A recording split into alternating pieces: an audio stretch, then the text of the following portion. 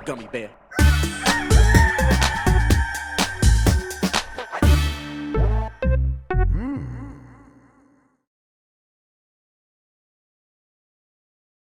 It's the internet. You're busy. Let's do this for September 26, 2022. For the next hour or so, let me help you sort through the world of gaming on Game Mess Mornings Live with me, Jeff Grubb. Today, something Silent Hill related might finally actually be happening. But first, please join me in welcoming today's co-host to Games Mess Mornings. It's Natalie Flores. Natalie, how are you doing? Hey, I'm doing well, Jeff. Thank you for asking. Yeah, I'm glad you could be here. You are the latest person we're having on from the Fanbyte Fallout. I'm very excited to have you guys on here, and I'm very excited to finally talk with you, Natalie. I've always interacted with you on Twitter, and it's like eventually things will start happening in person. Well, I'll just begin bumping into people, and it's like, yeah, that probably will happen. But why not be a little bit more proactive and take this as an opportunity to actually do a show with you and talk about video games a little bit? So far, like, what's it been like navigating a massive layoff from a kind of a wild corporation that sort of didn't even seem to really treat that very well? I'm not sure how much you could say. I'm going to say a little bit, but I'm not going to try to get you in trouble. But how have you been navigating it so far? No, whatever you say, I am just an innocent bystander Exactly. who cannot impact what you say or comment or confirm or deny. But yeah, no, it's been, as far as layoffs go, which the confines of that aren't very positive to begin with. Right. Um, But as far as layoffs go, I have felt very positive and very lucky. I think layoffs happen in so many industries, and media layoffs are a Yes. distinct flavor of precarious and common and inexplicable. But I think you'd be hard pressed to find the support that one gets in media, or at least that I've gotten personally, and that I've seen my coworkers and friends get. I think it doesn't happen in other industries as easily. Right. It's really not easy to get like hundreds of strangers being like, "Hey, I really liked your work. I hope you land on your feet," Yeah, and no, being no very one cared when I encouraging. got laid off from the JCPenney warehouse back when I don't know when it was, but I had an iPod, if anyone wants to try to nail that down when that happened. Oh Yeah. my gosh. A while ago. I'm an old man, Natalie. It's not just people reaching out. Hopefully, this is stuff that's like turning into opportunities. I hope. Like, has that begun to happen? Have you seen like there's a pathway forward here? Because honestly, like when I think about putting myself in y'all's shoes, it's like, man, what would I do next? It's got to be a little scary, and I'm hoping there is like light at the end of the tunnel. Yeah, so yeah, that was what I was about to mention. Some people, a lot of people have been so lovely just by being encouraging, but some people have come forward with opportunities for me to do primarily freelance things, since I'm taking care of some health things, so I don't feel quite ready to take a full-time opportunity Sure. quite yet. But I am really interested in going into the PR side of things. I am currently doing consulting on video games, AAA games. Might have an upcoming project soon, so I love that work. Um, I have also been wanting to delve into writing for games, Oh writing yeah. storytelling. I think my big goal is to be an editor one day, like a games editor. I think those jobs are rare, but they're increasingly common. Yes. Places like Riot and BioWare have dedicated editors. So I think I'd love to do that one day. Because as much as I love being a writer, I really did love my job as the assistant managing editor. I love editing, working with writers, and making a piece of writing shine. But in terms of games media, I told John Warren, my boss, who you had just a few episodes ago. Yes. I told him that he knows this. I believe in him so much that for me, games media is a done thing. I will be doing some freelance things here and there because I need to provide for my family. I am our breadwinner. I got to feed myself and them. So got to do what you got to do, and I'm pretty good at what I do. So I'm gonna use it as much as I can. But in terms of full-time things, that was it for me. I knew it wasn't going to, get better than that. And Right. I'm happy to just leave it there and not, board another maybe sinking ship on the horizon, wondering when I'm going to be laid off next. I think Uh-huh. I'm pretty good and happy to pursue all the other things that I think I have potential in. Uh, we'll get started here in a second, but just last thing, when you do go on to whatever's next, and you look back at your times on game media, how do you think you're going to view it? Like, what do you think your feelings will be on your time spent here? Yeah, so honestly, very encouraging. And I think that might be especially important to hear for other people like me. Games media and the industry in general is a very white, middle class, male dominated space. For more on that, you can check out People Make Games' latest docu episode, where my friend Sam Greer, she goes really deep into all the ways that lower class and just lower income people are pretty much excluded from this industry systematically. Yep. Uh, and as one of those people, lower income, woman of color, mom is an immigrant, queer, there's a lot of barriers that were supposed to be in my way. And I can come out of it saying that I only worked with amazing editors who never diluted my voice. I was compensated fairly, extremely fairly at Fanbyte, which allowed me to do my best work. I have met so many wonderful people, including Jeff, who I'm so excited to talk to today. And it hasn't been easy, but it's been worthwhile. I've gained so many skills and connections that I will be taking with me and that will directly impact what I do next, whatever that is. So if you are one of those people, watching these layoffs and watching a particularly diverse and inclusive site that I think we did some really great journalism, really Absolutely. incisive, really creative. We covered like the entire spectrum of what you can do in games media. Um, I would say don't be discouraged. I don't regret it for a second. I feel pretty great right now, and I think most people who are laid off don't have that privilege. So yeah, I wouldn't. I would consider your options and really be aware of what media is like, but don't be automatically discouraged from Yes. just writing it off entirely. Yeah, I don't know I what your feelings agree. are on that, Jeff. Yeah. Yeah, I mean, I would speak like, I mean, you talked about all the systemic issues. Like, I think about how lucky I was that I just have a white middle class guy who could sit in his room and think about video games a lot well into my late 20s. Where when I started to fail at other things, I could just go home, and my parents said very little because it was just like this a pretty normal white guy thing to do. And so I got a lot of opportunities to keep trying to make this happen. And if I did not have those privileges, no way I would be here. So it's just a privileges stacked on privileges to kind of have a chance to make this stuff happen. And yeah, I mean, looking for any opportunity to throw the ladder down whenever I can, anybody. So if anyone has any ideas, let me know. All right, let's get into this. Before we get into the mess, let's explain ourselves and what we do here each weekday. I, Jeff Grubb, will help piece your gaming life back together. That includes breaking news, the catch-up, where we discuss the biggest topics consuming the lives of gamers everywhere, and maybe even bring some of our own original reporting. For all these topics, I'll get the input of a bona fide expert who will make me look smart. If you are watching live on Twitch, welcome. You can always listen to the show later on podcast feeds by searching for Game Mess Mornings or find the RSS on giantbomb.com. You can also catch the show later with chapters and timestamps on YouTube. Hello, YouTube.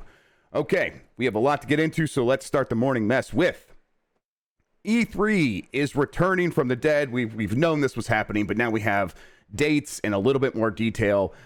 This comes from a press release, but just, heads up, they are going back to the LA Convention Center. This is under ReedPop, as we reported previously. It's all happening, and now they are giving us actual details to confirm this thing is, you're going to be able to go to this thing, which I suppose I didn't necessarily believe them the first time when they started talking about this.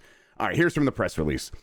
E3, the legendary gaming event, returns to the Los Angeles Convention Center for a 4-day expo from Tuesday, June 13th through Friday, June 16th.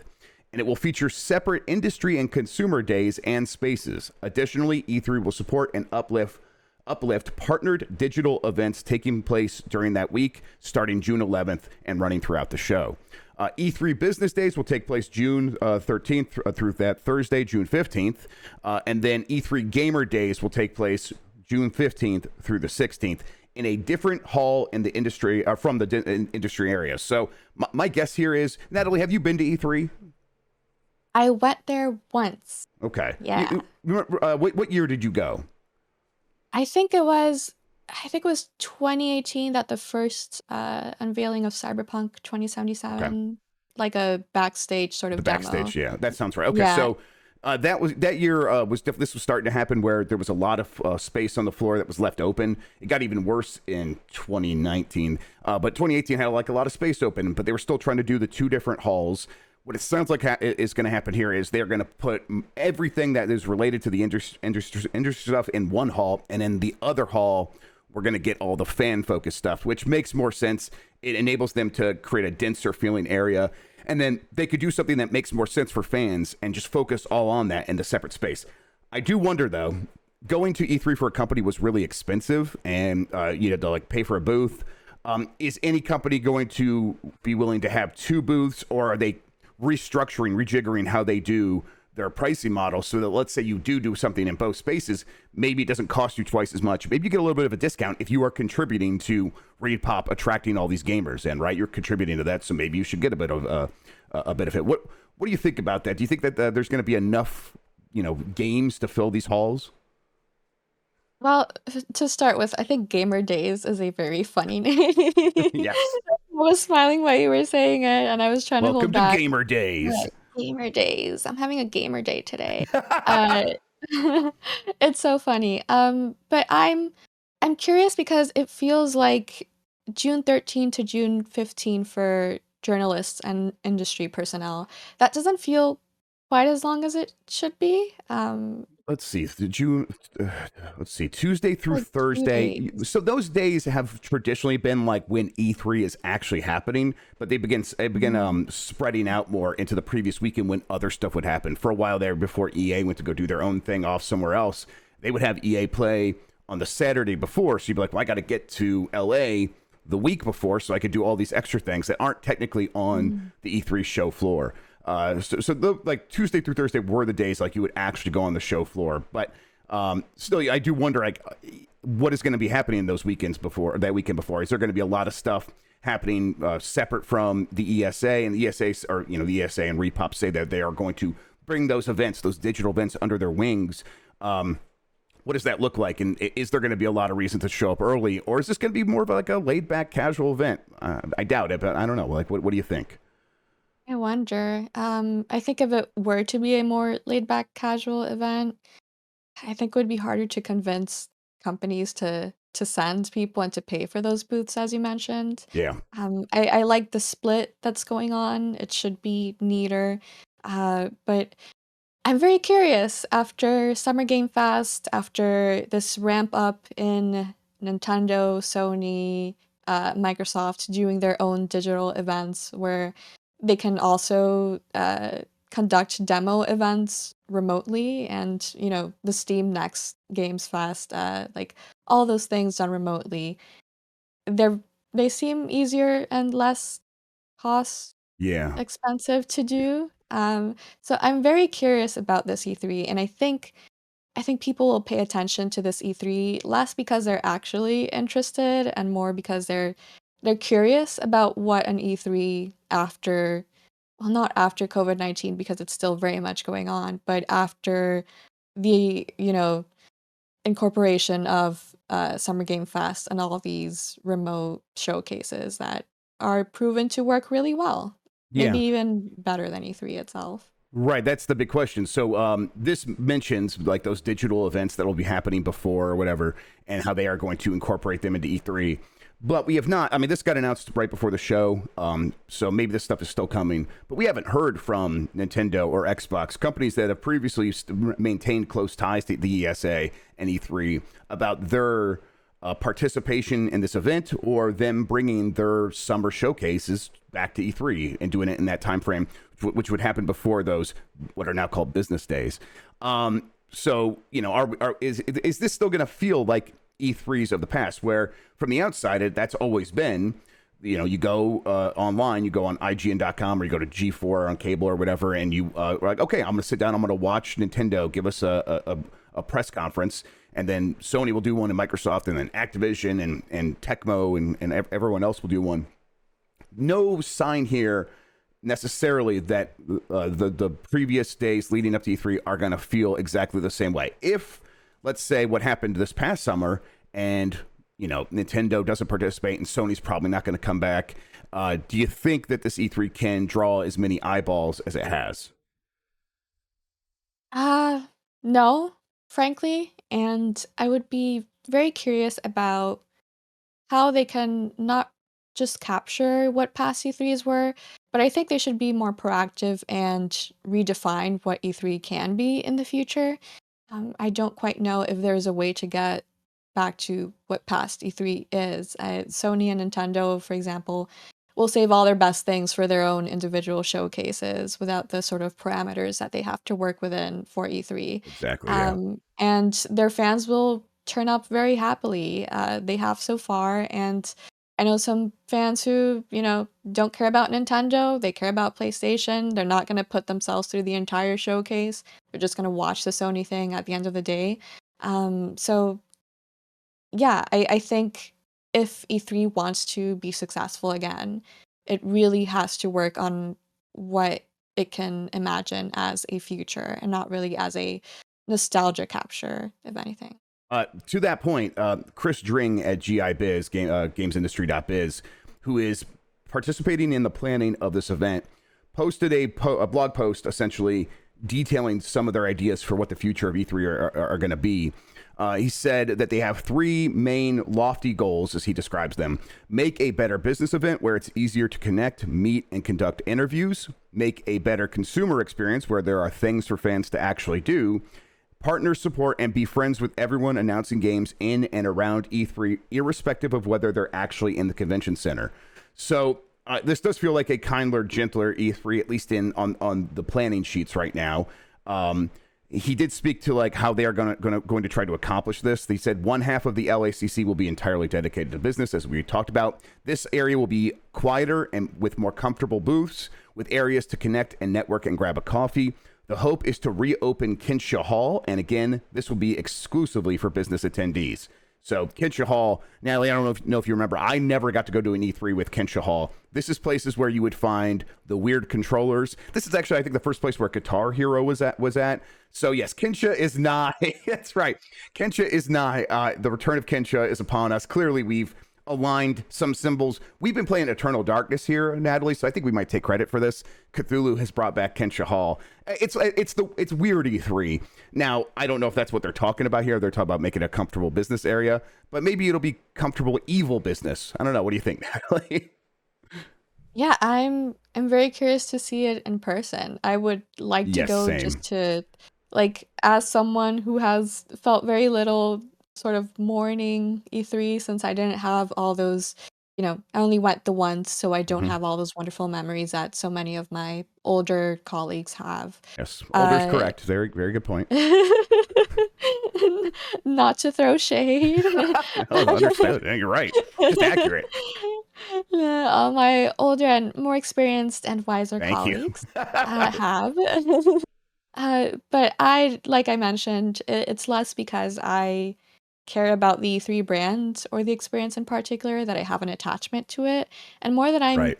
curious. I think everyone in this industry is driven by curiosity, so I'm curious as to how this will function. If it functions in as seamless of a manner as they seem to be, conveying it, I would be very interested in maybe, going in the future. But Yeah. it all depends on how it's executed. And I don't know, executions, any three, kind of a mixed bag.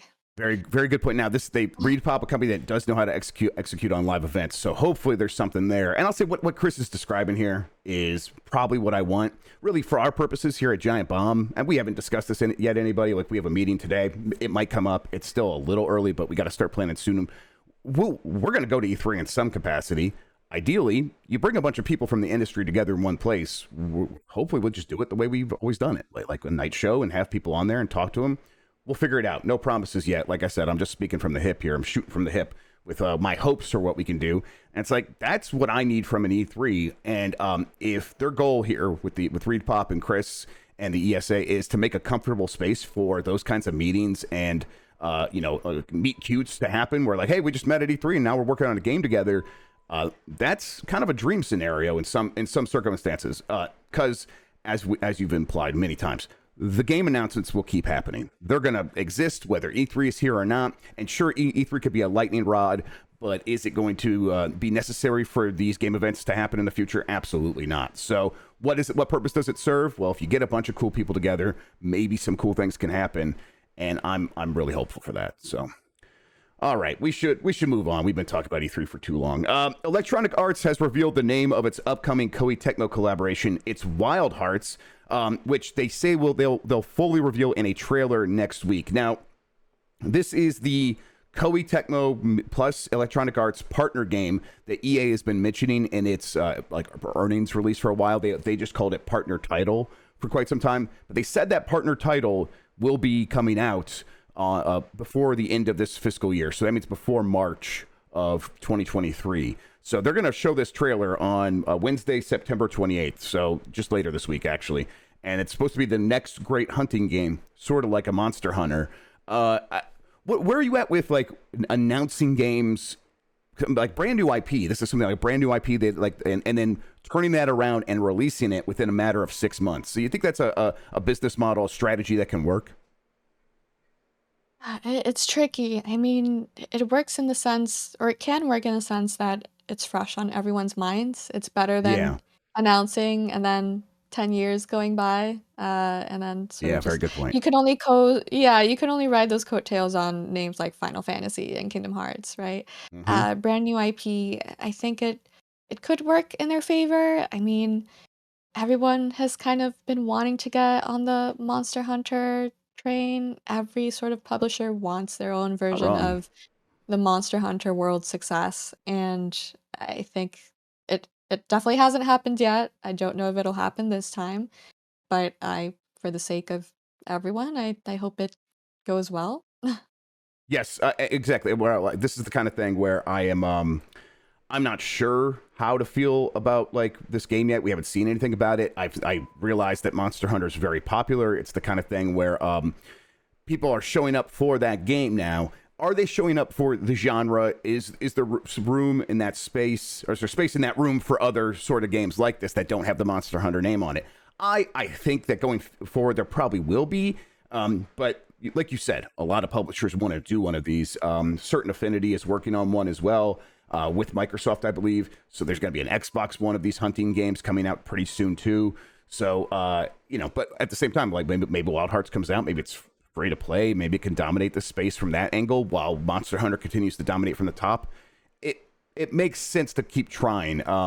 I just don't know if that audience is the kind that's going to be like, we're leaving behind Monster Hunter, and that's probably not the idea, right? If you're making one of these, you're probably not trying to like stop people from playing Monster Hunter. Do you think they want multiple of those games?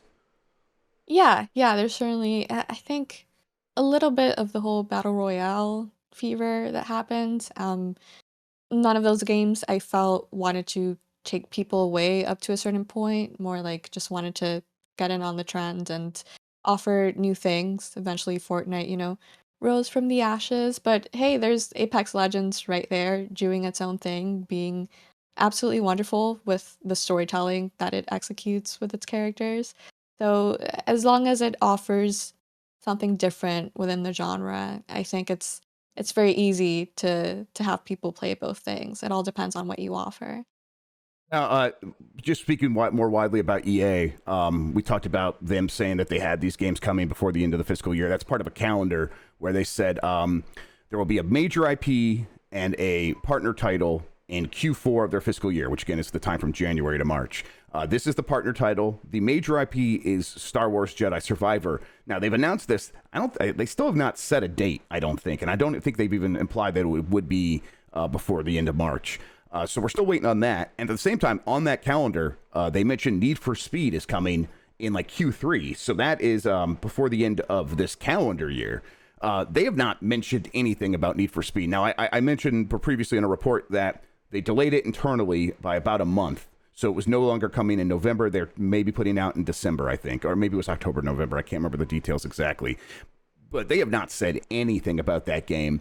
Do you think that there's a chance that something like Need for Speed could still come out anytime soon when they haven't announced its date or really talked about it in any major way? That would be like we're getting close to like maybe a 1 month or 2 month turnaround on that. Do you think Need for Speed is big enough to pull that off? I am not big on the racing genre, so I can't say I know for sure. But the other day, as I get ready to pitch places again a little bit, I was looking at the schedule for games for the rest of the year, and Yes, it is quite barren, which I think very makes good sense point. since spring will be really intense.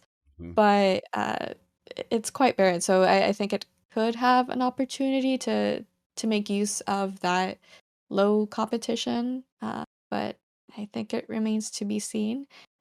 Probably by someone who actually plays racing games. Yeah, I mean, I'm kind of like I haven't played much Need for Speed in a long time, and it's like so I'm always surprised to find out how much of an audience there is for that game. It's pretty intense and major. Whenever I bring it up on one of these shows, there's the Need for Speed creators on YouTube will reach out to me, and their fans will be like, "Hey, wait, so when is it coming? When is it coming?" I'm like, "Oh wow, there's a lot of you. I just did not." You're not in the front of my mind, and I don't see you very often. So they kind of like, I'm like, oh, that's probably just like any other game where some people show up for it when it comes out, but otherwise they're not thinking about it. And that's not the case. Need for Speed has people who are thinking about Need for Speed all the time. And so I think with that in mind, I was like, okay, with the barren release schedule, as you pointed out, and this built in audience for Need for Speed, they probably can just announce it in October, release it 2 months later, and it will be fine. Or it will do as well as a Need for Speed game does. And that's probably good enough for that game. I think it's so curious if you're on the outside of the racing genre because I would not have expected Forza Horizon to have done as magnificently as it Yes, did. it did really Was well. it the biggest launch for Microsoft, It's as I one of the biggest remember? that's a game that was on Nice. Game Pass, and in the first week or two, it had already sold 1 million copies or something like that, which Yeah. is really. I mean, now a lot of people were paying early access to play the game early, like a week early or something like that. But still, you were going to get it at no additional cost if you were a Game Pass member in a few days. It wasn't going to be very long, and 1 million sold like very quickly. So yes, the racing genre is doing very well, and especially games like that. Let's see here. Let's move on to shout out to our girl Voidburger. Silent Hill, the short message has been rated in South Korea. I was about to say South Carolina, which would have been weird. It was rated in South Korea. This comes from Sal Romano Egamatsu. The Game Rating and Administration Committee of South Korea has rated the unannounced Silent Hill, the short message, and platforms were not specified. The publisher is listed as Uniana, which regularly publishes Konami games in South Korea. Konami's free-to-play soccer game eFootball 2023, for example, was published by Uniana. And that was also included in today's batch of South Korean game ratings. The ratings for this game that it's getting are the kind of ratings that console games normally get. So there's some speculation that Silent Hill, the short message, is this going to be a mobile texting only game? Now, it could still be a really small thing that isn't super consequential, but it does seem like it will be a new Silent Hill thing, and it will be on consoles. Do you think that this is the prelude to more happening with Silent Hill very soon, or is this just them throwing something out and there will be no more Silent Hill after this for quite some time? I really like the title, The Short Message, because it's just primed to make people like lose their minds and freak Yes. out. Like, is it a short message really? Or like, is it gonna be a longer message, please? I think Silent Hill fans have been through the ringer. I'm not sure if they would be more upset to not get Silent Hill at all, or to get Silent Hill but to be like a something that lives up to the name The Short Message, Right. right? Maybe like a free to play, like nothing sort of imagine a Silent Hill gotcha game. Oh my goodness. I wonder what would make them more upset. Me too. And as Do you a think? Oh, yeah. go ahead. I'm sorry. Please finish your thought. Oh no, just that as a distant onlooker of Silent Hill fans and their plight, I feel for them. Like I think those rumors about Bluebird Team, taking over Silent Hill are troubling for a lot of them. Oh, yes. Personally, I don't think Bloober Team does horror well, and I don't think they handled trauma well either, which is such a core tenet of horror games. I And mean, especially Silent when I Hill. think of yeah, when I think of Bloober Team, I think of the medium's ending where it sympathizes with a pedophile, and I'm Sure. like, oh no, I don't want that. I have enjoyed a many Silent Hill game as someone who cannot play horror games but loves to watch people play them. Sure, yeah. So it yeah, it just feels like good news is not in the horizon for Silent Hill fans. All right, It's let's quite let's let's tragic. be optimistic. What is the best case Ooh. scenario here for a game called Silent Hill: The Short Message? Is it basically a successor to PT? What if that's what this is? Mhm, That's mhm. possible, Like a right? The short short like, you message. can have a good short message, like, if your crush texts you, "Hey, you up?" That's a good the short message, People in chat right? are yelling to stop. They're like, "No, don't do this." Sorry, We we got will to play with the consider all the friends. possibilities here, including the impossible possibility that Konami is doing something competent. Yeah, maybe. Konami competent, yeah. You sound so sure. May Like that's definitely what's going to happen here. I we're trying to be optimistic here, That's like right. you That's a good said. point. Yes. So, It's hard. It's yes, hard to it is pretend, but we're gonna possible. do it. Right, it's possible. We can always say it's possible. Uh, what do you think, Jeff? I'm curious. Your history with Um, Silent Hill. some people in chat are now also saying that they think it's probably a PT like thing, and I'm going to lean towards that. The I've heard a Silent Hill game does exist 100%. That's the thing I'm most confident about. Everything else I've heard has been very shaky, but there was that like timeline that I looked at, and it was sort of lined up with that E3 where Konami said they were going to do a bunch of stuff, and then they sort of pulled back. And they, there's a TV show and a movie in the works, and then all of these games. I think the short message as a PT style introduction and reintroduction to a lot of people of Silent Hill, and it's just like make it a big deal. It's a really good idea. It's one that even Konami could stumble on, and so I'm leaning towards that. I think that's what it's going to be. That's just a guess. If we're wrong, it'll be very funny if it just starts a fire meltdown of all these fans getting so mad at Konami again, or it'll be deeply troubling and sad as they're just like, man, we're never getting anything good ever again, and then they'll console Jess and do our best to Yeah. make sure she's going to be okay.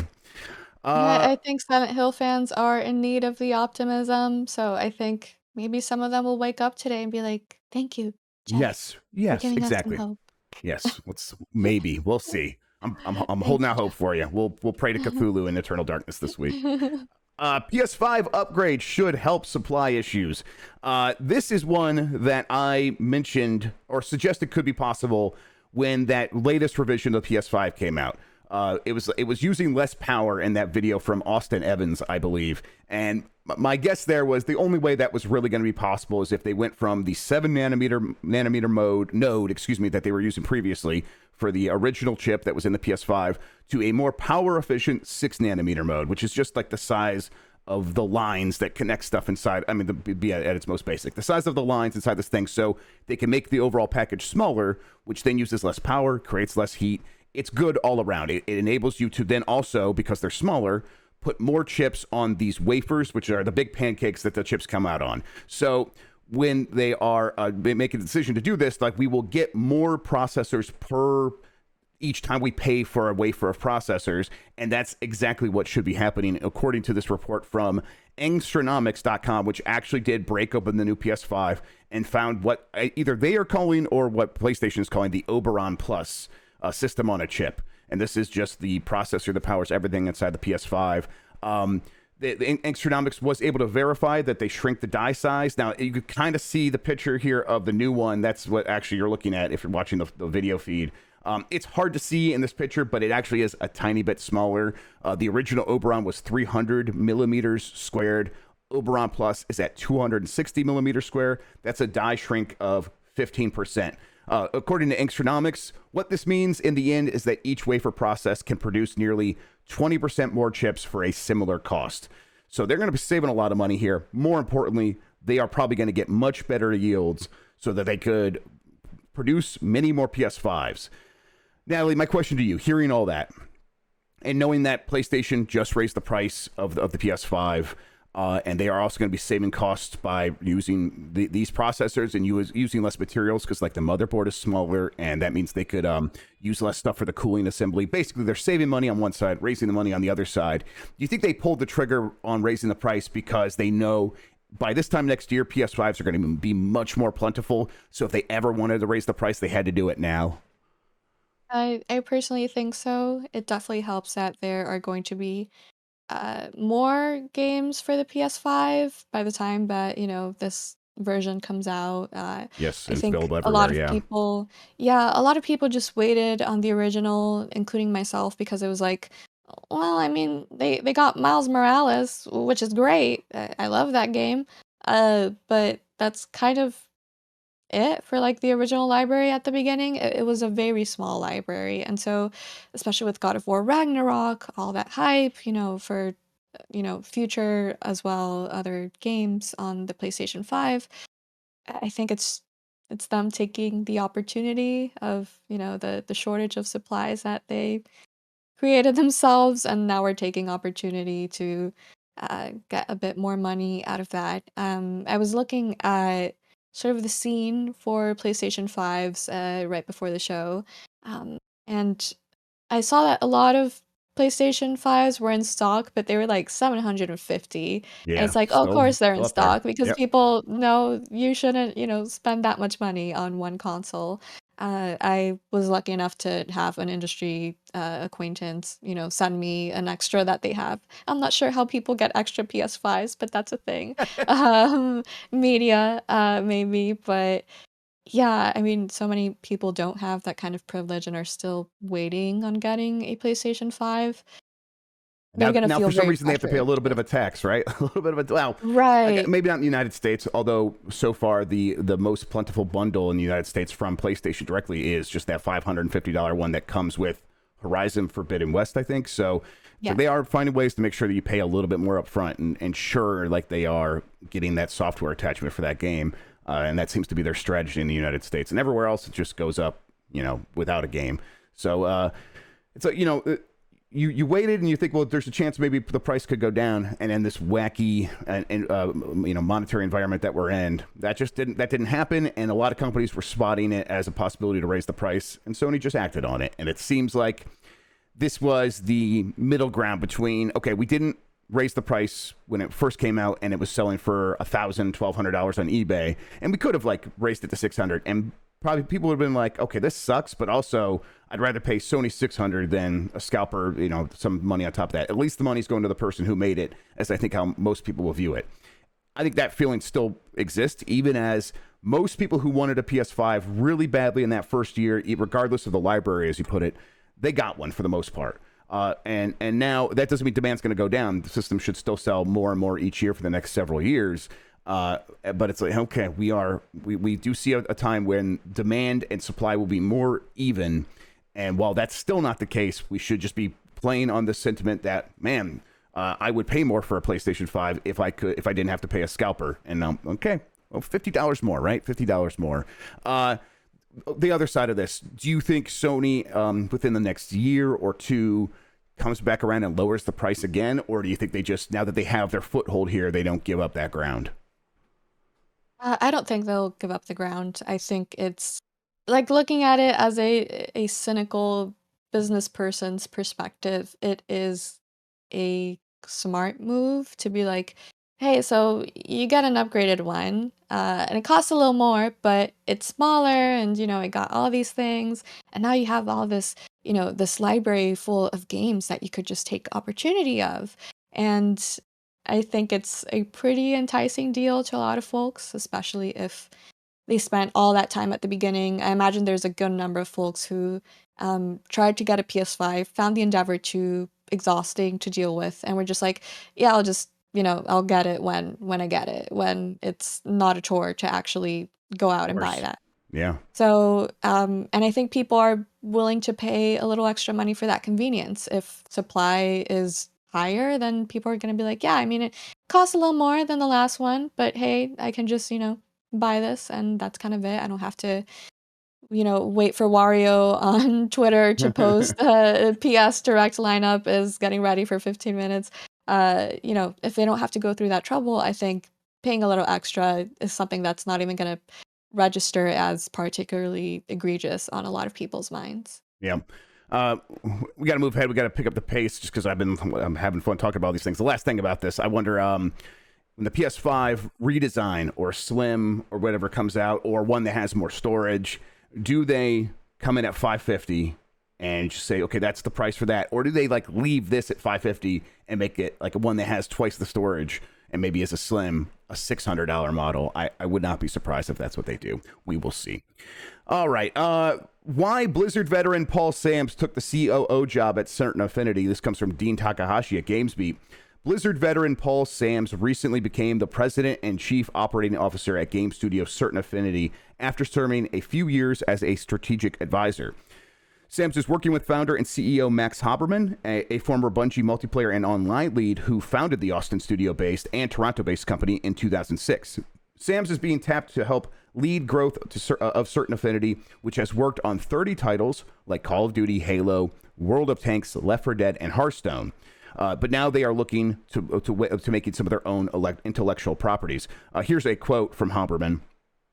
From Sams. The biggest things we're doing that's public right now, for more than 2 years now, we've been working on Halo Infinite, doing something that they're very prescriptive about. They're very prescriptive about what we can say. So he's about to start talking about it, and he's hesitating about what he could say. He then continues to say, but we're doing something that's unannounced, and we're doing lead development on that unannounced thing from conception to design. It's something big and new for the franchise, but I can't say more about it. That's our single largest project of our 3 projects currently. We have close to 100 developers working on that.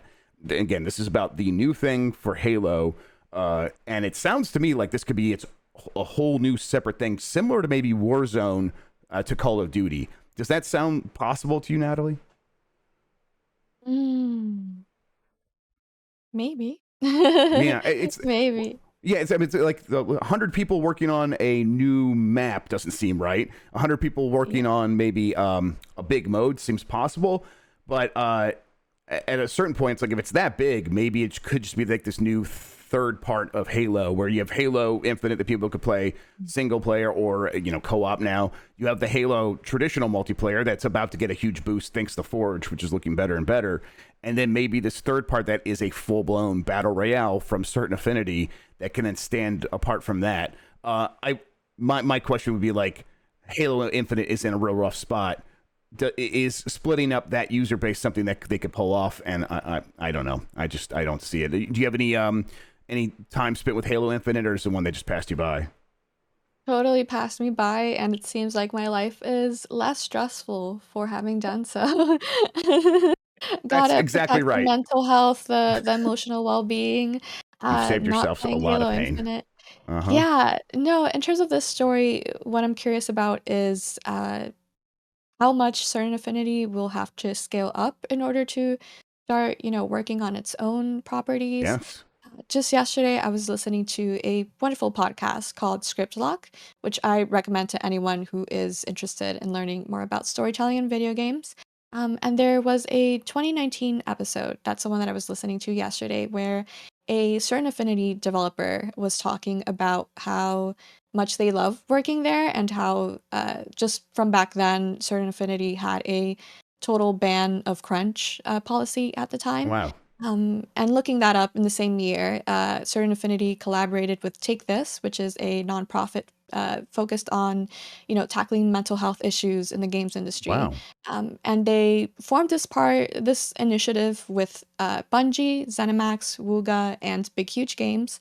And that initiative would have a monthly meeting between HR folks who would go over their studio's respective data and details and work to find ways to mitigate workplace stress, much of which stems from crunch. So as Certain Affinity moves on to its next chapter, I am curious as to how they will preserve this core aspect of what seems to be their culture. I'm curious. Yeah, that's like you're right. That's like it's two things butting heads, right? You want to grow, you want to take care of your people, and these things can obviously be at tension with one another.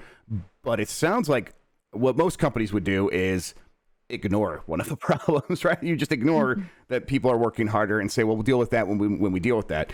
At certain Affinity, it sounds like they have a pretty good handle, at least for now, or at least they did, on ways to deal with that and deal, at least looking the problem in its face. And maybe there will be some benefits to that when they do grow. And they, like I said, they have 3 projects in the works, and one of them is this massive thing for Halo. The other thing is that the hunting game that they're working on with Microsoft, and then another thing. So it's a lot of stuff, and they're going to have to keep growing. And as they grow and add on more people, it becomes more difficult to manage. So yeah, I'm right there with you and being interested in see how they pull that off while maintaining that healthy work environment.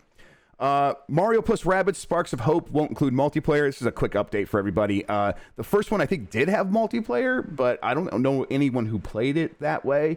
This is the sequel, and they confirmed it's just a single player experience. So a little heads up there. Let's see. And then this one comes from Insider Gaming. Disney wants a new Star Wars game every 6 months. Tom Henderson over there writes about their plans essentially being they want a big Star Wars game and a smaller indie style Star Wars game to come out every year. So 2 games released within the Star Wars IP each year. This is right in line with what I've heard before, where Disney and Lucasfilm are on a licensing spree. They're taking as many meetings as they can, trying to license as many Star Wars things as they possibly can. To help us out here, Tom does list every Star Wars game that's known to be in development. That includes Amy Hennig's game at Skydance Media, the one that did not get announced. They announced their Marvel thing, but they have not talked about the details of this Amy Hennig one. The untitled first-person shooter at Respawn Entertainment, open world game from Ubisoft, Star Wars Eclipse from Quantic Dream, Knights of the Old Republic remake at Saber Interactive now, Jedi Survivor, another one from Respawn, and Star Wars Hunters from Zynga, and then the untitled strategy game that Respawn is making with that partner studio. So now, Natalie, we talked a little bit before. You don't care about Star Wars games, and I think that is just such a good move, just such a smart thing to do to yourself. You've spared yourself, pretty similar to what you've done with Halo. You've spared yourself so much pain. Just don't keep saving yourself. For me though, this is, I know there's an easy knee-jerk reaction here of being like, oh God, they're just going to ruin this with so many Star Wars games. To me, that this is very reminiscent of what happened during what I would call a golden era of Star Wars video games, where we were getting a lot. Most of them were bad. Some of them were bad in interesting ways, and then a handful were good, and then a couple were really, really great. If they can get back to that, I'll actually be really happy. I don't mind a ton of bad Star Wars games as long as 1 out of 6 or 7 is hitting pretty well with me. And knowing that the Star Wars fandom is so wide that includes all kinds of different people, I bet some of those other games are obviously going to be hitting with other people. So when I look at the list of stuff that's announced, a Star Wars strategy game sounds actually pretty cool. I'm ready for Jedi Survivor. I like the last one. I will play a Knights of the Old Republic remake, although I don't know when that'll ever come out. A Quantic Dream game. I'd have to see it. I'm not too hopeful for that, but whatever. And then Ubisoft's game. Sure. Respawn untitled first-person shooter. Absolutely. Give it to me. I'm like, already we're at a pretty good hit rate in terms of my interest. Whether or not they come out and they execute, that's a whole other thing. Probably the hit rate will go down significantly at that stage of development. But whatever. I'm still pretty excited about it. Do you have a franchise and IP, anything like that you're into that is sort of like in games, and like how do you want them to treat their video games? I mean, I think it's a little different when comparing my favorites to Star Wars. Like even my favorites, like Mass Effect, which is called Sure. like the Star Wars of video games by some Yes. people. I think Star Wars is too big to fail, which is like when you were talking about like even if there's like 5 bad games, if there's one good game, Yes. that's good enough for me. That's sort of the Star Wars is too big to fail aspect of it Hmm. because people are going to be interested anyway.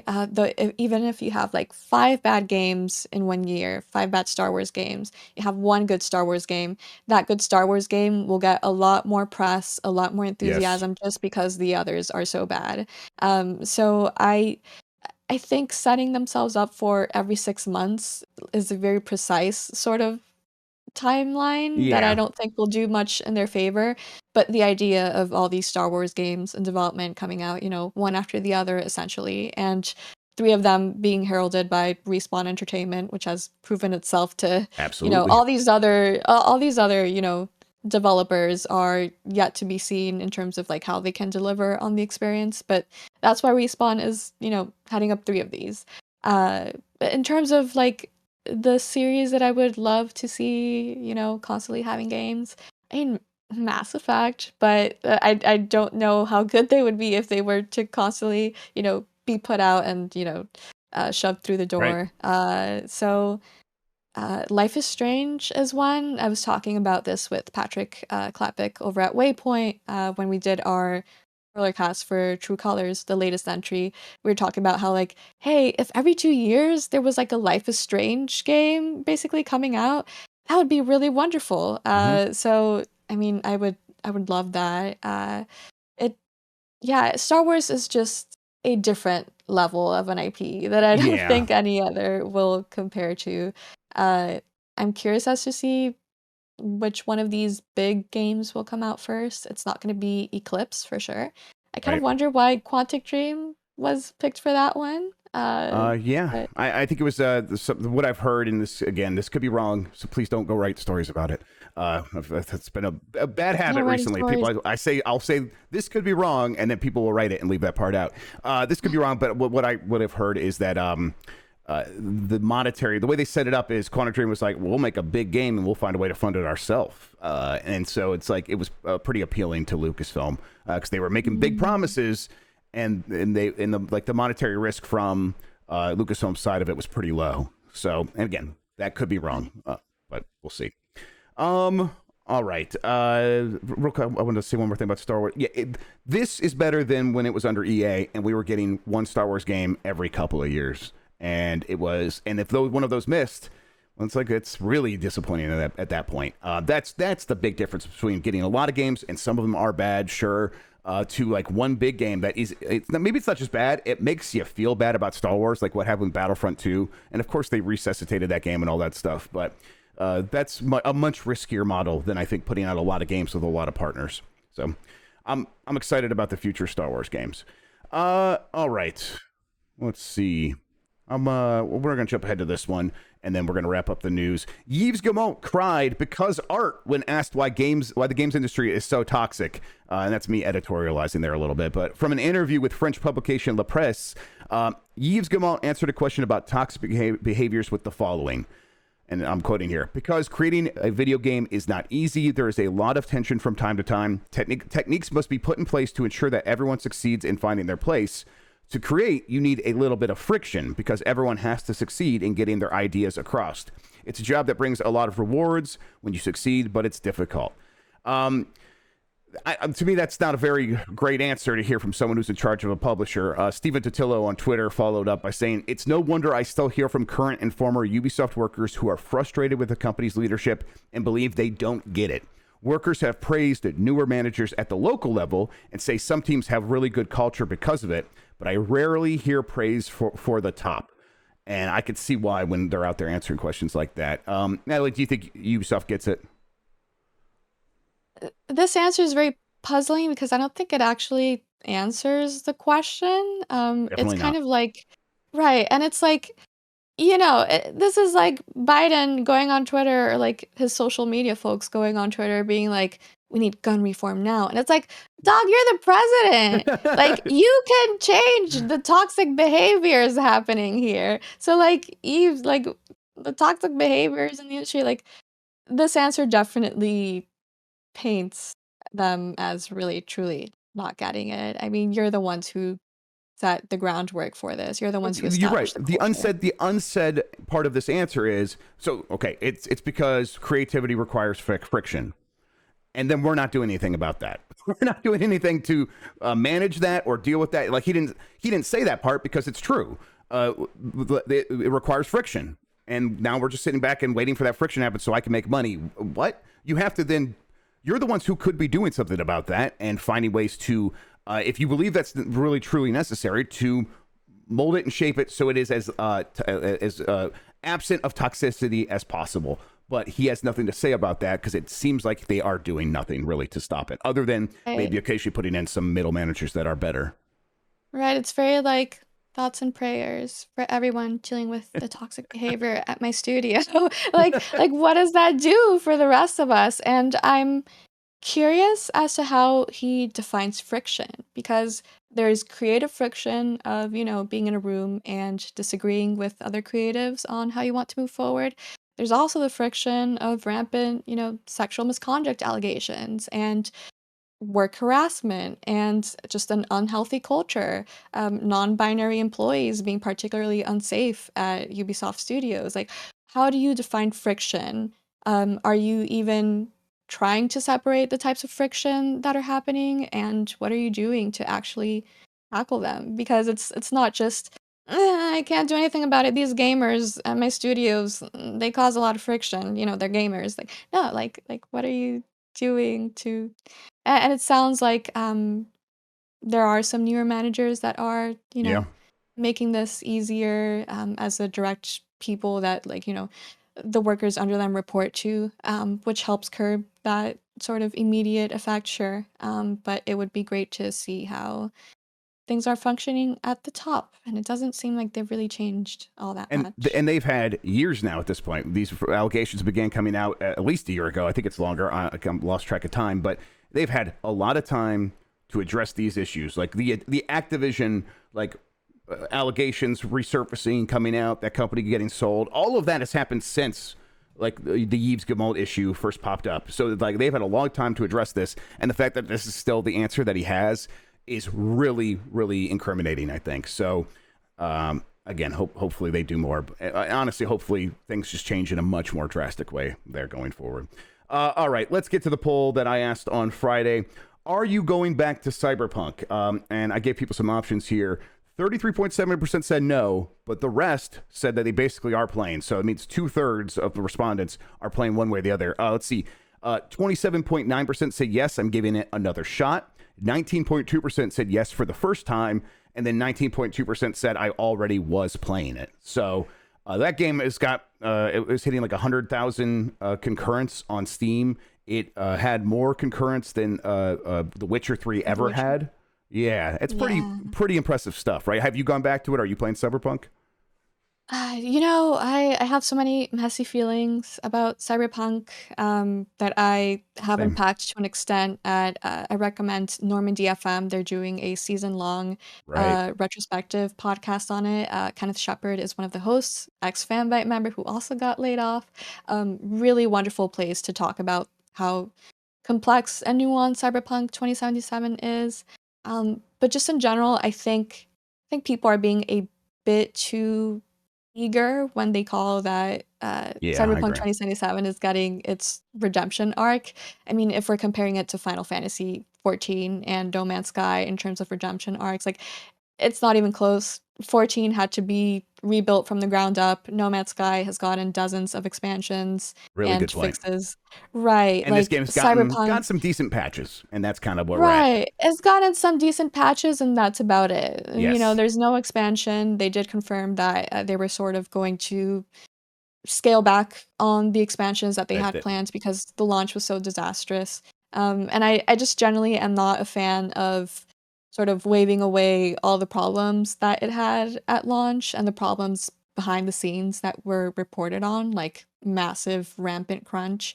I'm not a fan of that being sort of waved away for like a very preemptive redemption arc. So I have not gone back to it. I have debated watching the Cyberpunk anime on Netflix because I hear it's same. really great. I can totally tell why people, that sort of Netflix to resurgence pipeline has worked out really well for CD Absolutely. Projekt Red. Yep. I think other studios will be taking note of that I think as well Sony already as is, right? How many, they got a Twisted Metal show right. coming out and a Twisted Metal game. Not a coincidence.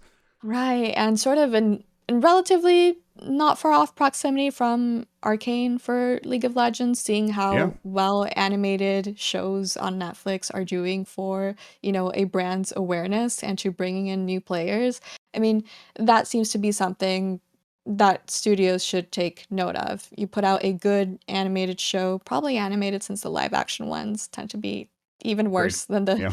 the past bad animated shows for or movies for video games. That seems to be a pretty good pipeline. So hmm Yeah, I can tell why people are going back. I wonder just how disappointed they are in comparison to the anime, or if they feel like it lives up to what the anime is, showing of Night City. Right. I bet the kinds of people that are like watching a show and then get excited about a game, I bet Cyberpunk, excuse me, probably fits with what they would want from a game pretty well. For me, it was just disappointing because it was like, it's not really this living game that I was expecting it to be in any substantial way. And it still isn't going to get there. The things they're talking about are they're going to make the cops respond in more realistic ways. And that, okay, that's a start. But I think I would need a lot more. I reviewed Loaded that game. phrase as well. What's that? Loaded phrase as well. We're gonna Make the make them cops respond more realistic. Oh God, yeah. I'm just gonna walk on the street and they're maybe gonna shoot me in the back. But yeah, it's the kind of thing where I reviewed that game, gave it a 3 out of 5, playing on PC, and was like, yeah, there's some glitches and stuff playing on PC, but really it's just the game doesn't live up to the promises and kind of is just a pretty mediocre Deus Ex. And it turns out that's it's kind of still the case, but that world beautiful from a distance, and I think that's going to deliver enough for what people want for the most part. Let's see. Let's ask a new poll for tomorrow. Got it right here. Have you enjoyed any of the console/PC Star Wars games since Disney has taken over? I'm gonna give you some options here, everybody. Let's go with all of them, most of them, some of them. And I'm going to go none of them / don't care. Just in case people don't care. I still feel like responding for some reason. Okay. And then we'll answer that one on Wednesday's show. So let's go there. We'll have the Bombcast tomorrow, everybody. So no Game Mess Morning then. Natalie, thank you so much for hanging out with me today. It was awesome. Oh, thank you so much for having me. Like I said, I have been so excited to finally speak with you. Jeff is like one of my favorite ship posters on Twitter. Thank you. I am a really fellow try ship hard. poster on Twitter, so the vibes, Yes. we have talked a bit before, but this is the first real conversation that we've had, and it's been absolutely wonderful. You are an incredible host, which I'm not surprised by. Thank you. Yeah, it's been a blast. It doesn't come naturally, and I rely very much on my guests being very good at picking stuff up that I put down, and you were excellent at that. So, Thank you so much. Anything you want to promote, anything that you have happening, you want to just tell people where to find you on Twitter, whatever you want to do, go to town. Yeah, you can find me over on Twitter at Heartimisia. That's HeartIMECIA. Final Fantasy VIII reference. It's a good game. I am doing ? I am trying to, find opportunities. I have some good leads, but I'm always open to doing more things, more video game consulting, game editing, PR opportunities, anything that involves writing. I am good at it. I feel like I was pretty good at my job, and I'm happy that I had it, happy that I have those people in my life, and I'm ready to just see what else is out there for me that is not in games media. But I'm, of course, very appreciative of the connections I've made in games media. I think everyone gets it. I think everyone gets it. Like, you go through that enough. Like going through a layoff thing one time, honestly, is enough. You had your experience. It's cool to want to move on. Yeah, I like to go out, on a high note. And I've Yeah. made so many wonderful friends and acquaintances. Like you, again, for example, I'm so happy we got to have this chat. Likewise. So I'm happy, I'm doing well, and I'm excited for what's next. Well, thank you again. I really appreciate it. And who knows? Maybe we'll get you back on here sometime in the future if you're working in a position where that's still okay. I would love that. Absolutely up for it anytime. Thank you. Thank you, everybody, for watching. You're the best audience in gaming. Until next time, have a good one. Take care of yourself, and goodbye.